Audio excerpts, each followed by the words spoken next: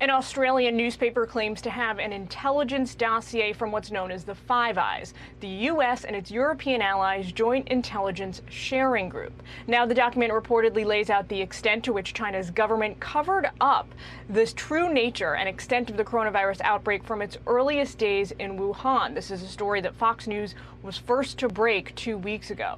Joining us is the president and CEO of the Center for Security Policy. He's also a former White House National Security Council Chief of Staff in the Trump administration, Fred Fleitz. Fred, thanks so much for your time today. I want to ask you first up about this dossier. It doesn't contain anything from what we can tell that's new, that goes beyond what Fox News has reported about what China knew and when, but it is, if verified, an important confirmation that other countries in the international community, the U.S.'s key allies, agree with us in terms of an assessment of what the Chinese government knew and when. That's right, Julian. This is a joint intelligence assessment by 5 Western nations that closely cooperate on intelligence: the U.S., U.K., Canada, Australia, and New Zealand.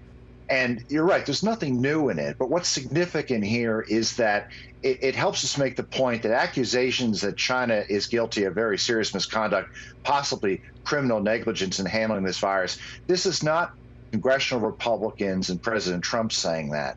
There is a growing international consensus, not just that China mishandled this, but of serious Chinese wrongdoing, of the government retaliating against scientists and doctors who tried to warn about the seriousness of this virus in December of 2019, of destroying samples, of lying about human-to-human transition, and most important, and this is made in this document, that although the Chinese government shut down Wuhan in January 2020 to stop the virus from spreading across China, it did not cut off international air flights, which allowed this virus to seed itself around the world.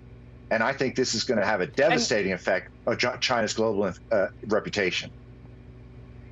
Yeah, and we now know that as a result of failing to shut down international travel during the earliest weeks of the outbreak, tens of thousands of potentially infected Chinese citizens from Wuhan traveled to other nations around the world, including the United States and Europe. Fred, what do you think now, when we look forward here, what do you think is the best way for President Trump's national security team to hold the Chinese government accountable? Is there a way to really do that?